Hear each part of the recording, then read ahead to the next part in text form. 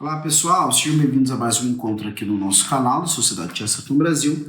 E hoje eu quero falar com vocês sobre o capítulo desse livro, talvez conhecido de alguns, tá? Que é Charles Dickens, publicado aqui pela Sociedade Chesterton Brasil, com o subtítulo Biografia e Estudos Reunidos, certo? E aqui é exatamente o que diz, né? Biografia e Estudos Reunidos, estudos de quem? De Chesterton sobre a figura de Charles Dickens, que é um dos autores mais influentes e mais queridos por Chesterton, em meio a muitos, para não dizer, não é inúmeros, porque com certeza daria para contar, mas são muitos autores que influenciaram Chesterton ao longo da sua vida, mas há poucos, ou talvez a nenhum outro, ele se refere com tamanho, enlevo, de alguma forma até mesmo uma certa gratidão e uma admiração como ele tem por Charles Dickens. Isso nos diz alguma coisa, porque se pararmos para pensar, alguém que é uma pessoa de tantas leituras e de um domínio completo da própria língua, quando está diante de Charles Dickens, ele está diante... O Chesterton talvez seja uma das melhores pessoas para julgar o Dickens. Porque ele ainda viveu durante algum tempo nessa Inglaterra vitoriana, que é o pano de fundo de muitas das histórias do Dickens, ou é de todas as histórias do Dickens, melhor dizendo. E por outro lado, ele tem um domínio da língua inglesa tamanho que é possível entender a qualidade literária que está presente na obra de Charles Dickens. E muito provavelmente ele cresceu lendo as obras de Charles Dickens. Então parece que tudo se junta para em Chesterton a figura do Dickens ser algo extraordinário, singular e assim por diante. Bom, a gente poderia se perguntar, será que se eu ler o Charles Dickens, ler o Conto de Duas Cidades, ler o Christmas Carol, seja um cântico de Natal, ler David Copperfield e assim por diante, será que eu da mesma forma vou ter essa impressão que Chesterton tinha do grande Dickens? E aí é aquela coisa, eu acredito que a maioria de nós já percebe que as nossas experiências, independente de quanto se é mais ou menos inteligente, elas são cambiantes, elas estão se modificando. Não é que a pessoa mais inteligente não vai conseguir perceber certas riquezas no livro, que a pessoa menos capaz, certo? Com certeza não vai perceber. Mas o que, sobretudo, a gente quer colocar aqui é isso. Nós estamos diante de um autor que é conhecido de uma maneira muito especial pela figura que dá sentido a esse canal e a Sociedade Chesterton Brasil, que é a figura do Gilbert Keith Chesterton, e talvez poucas pessoas consigam explicar melhor ou explicar o que Chesterton nos explica sobre a figura do Charles Dickens. Alguém poderia dizer, Rodrigo, então esse livro é o livro definitivo de crítica literária, história, biografia de Dickens?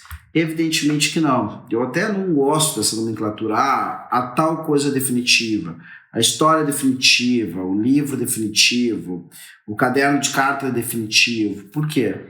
Porque as coisas variam e elas podem sim perder em qualidade em alguns momentos e ganharem muito mais qualidade em outro. Então, para dizer isso. E aqui, né, o que eu tenho quando eu tenho em mãos essa biografia e estudos críticos que está aqui diante de vocês. Bom, antes de mais nada, sempre lembrando da nossa livraria da Sociedade Chesterton Brasil, onde esse livro está à disposição. Eu vou pegar aqui um capítulo que é o capítulo Dickens e o Natal.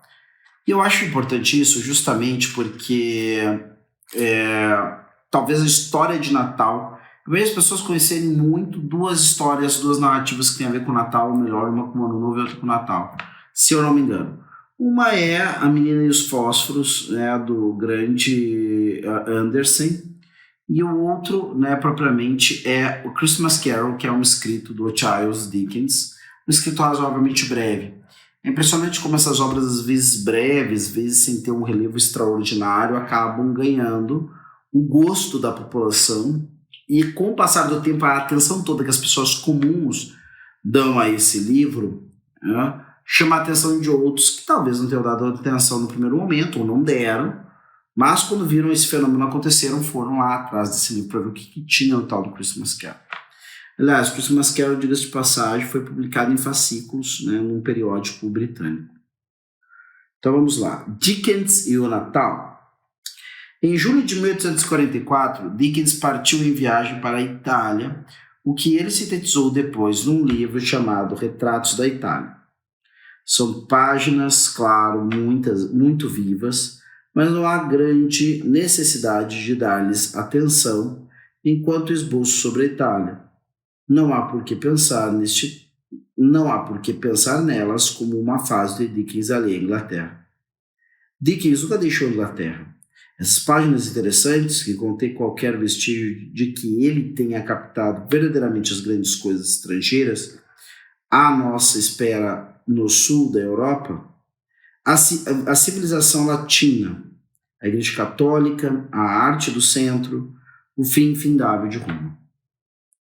Ou seja, é interessante nesse momento, porque justamente é aqui que o Chesterton nos dá o quadro do que se encontra, o que o Vitoriano encontraria em Roma nesse período. Então aqui nós temos a civilização latina, a Igreja Católica, a arte do centro e o fim infindável de Roma.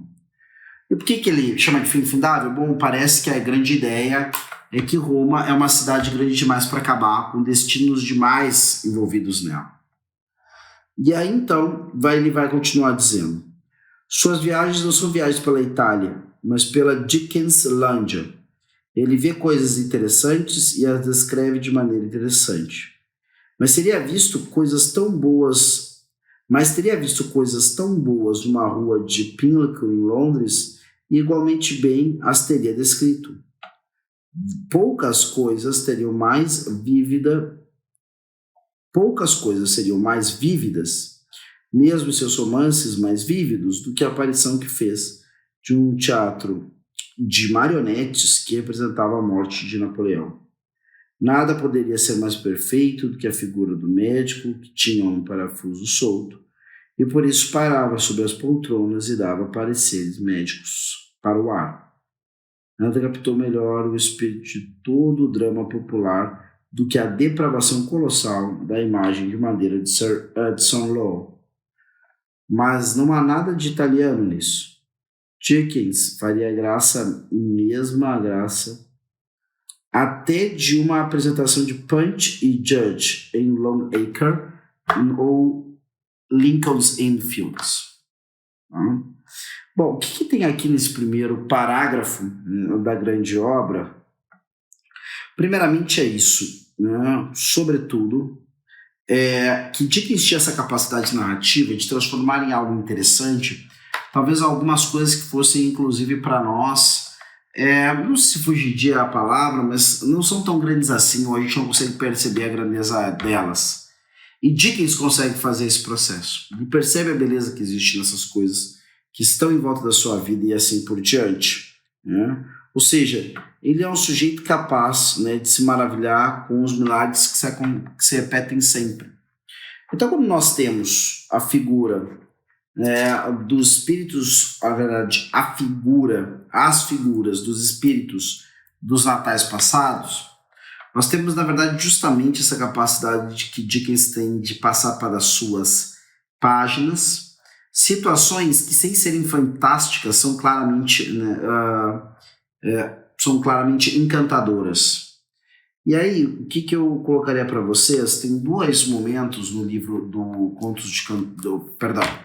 Christmas Carol, Conto de Natal, ou um Cântico de Natal, aonde o Dickens propõe justamente um momento de folguedo no antigo escritório onde ele trabalhava ainda como aprendiz, ou na fábrica onde ele trabalhava como aprendiz.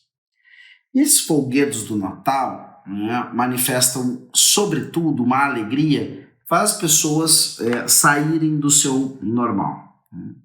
Só que esse homem claramente vai se empedernindo ao longo da vida até se tornar o pão duro que a gente conhece no começo da história. Dickens é um homem que, entre outras coisas, não pode ser considerado um agnóstico ou muito menos ateu.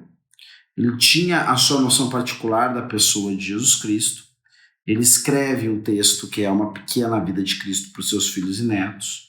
para que quando ele morresse, essas histórias continuassem sendo contadas. E ele vai, então, ele vai proibir que se publique essa vida de Cristo que está ali para ser lida para os seus filhos, para as pessoas íntimas da sua casa. Só depois, a muito custo, negociando com os descendentes do Charles Dickens, é que vai haver a liberação para, então, poder publicar essa pequena vida de Cristo doméstica que ele criou. Então, essa é uma figura interessantíssima. E ele vai desenhar um quadro de uma Inglaterra vitoriana, talvez muito sofrida, mas talvez uma das principais características da obra dickensiana seja justamente uma marca indelével da esperança. E aí ele se encontra com o Chesterton, ou melhor, Chesterton se encontra com ele, numa característica que o Neil Gaiman vai colocar na personagem que ele cria para a série de HQs Sandman, que é o Verde do Violinista, que ele manifesta como sendo uma presença de formidável alacridade. Alacridade é alegria, felicidade, essas coisas todas. Ou seja, eu tenho, por um lado, um homem que olha com esperança para todas as dificuldades que existem no seu tempo. Do outro lado, eu tenho um homem que é capaz de, então, criar grandes histórias e assim por diante. Essa alacridade representada por Chesterton parece ter também seus fundamentos de inspiração nessas obras do Dickens, onde, apesar de todos os problemas, existe de fato um certo triunfo de um bem quase intangível no mundo que acaba conduzindo seus heróis através dele. Então é evidente que com essas similaridades se encontram duas personalidades, e eu quase poderia dizer isso. Um homem que faz uma experiência que acaba lhe dando capacidade de escrever livros que contém um profundo tom de otimismo e mesmo uma crescente bondade. E por outro, tem um homem que deseja muito profundamente essa bondade anunciada pelo Dickens, e um homem que trabalha em favor dela, e um homem que chega à conclusão, depois de uma vida de estudos, que ela é a verdade das coisas, a bondade, o acerto, o espírito aberto, a fraternidade, essas coisas todas. E ao tocarmos aqui os comentários de Chesterton sobre os escritos de Natal do Dickens, nós estamos talvez pegando alguma das coisas mais essenciais dentro da leitura do Dickens. O Dickens não tem apenas o Cântico de Natal como conto de Natal publicado ainda em vida. Existem outras histórias também que tratam da questão do Natal, tanto da questão da sua celebração, como o que acontece com quem diz respeito ao Natal. Essa noite é uma noite veneranda no imaginário comum, e alguns elementos de cultura inglesa nos fazem crer que também era uma noite muito venerada na Inglaterra de toda forma. Bom, quando nós temos o encontro dessas duas capacidades, Chesterton e Dickens, o resultado são percepções muito boas, relações que nós olhamos para aquilo e dizemos, mas onde é que estava isso que eu não enxerguei? Então precisava realmente que alguém que fosse de uma lavra muito parecida com a do Dickens pudesse, às vezes até aparentemente distraído, ler ou ouvir sobre a história, por exemplo, a história de... aqui, pessoal, vocês lendo o livro, vocês vão perceber que existem vários livros. Chesterton com certeza leu toda a obra do Dickens, e aqui vai ter comentário de vários livros diferentes, certo? Mas, de toda forma, o que é o mais importante do que a gente está falando é isso. O Chesterton encontrou no Dickens, na sua escrita, aquele modelo de imaginação que, em grande parte, poderia ajudá-lo a compreender a si mesmo. Por isso que a obra do Dickens é tão importante para conhecer quem quer conhecer com qualidade as ideias, a literatura do Chesterton. Está bem? Eu vou ficando por aqui. Até a próxima. Tchau!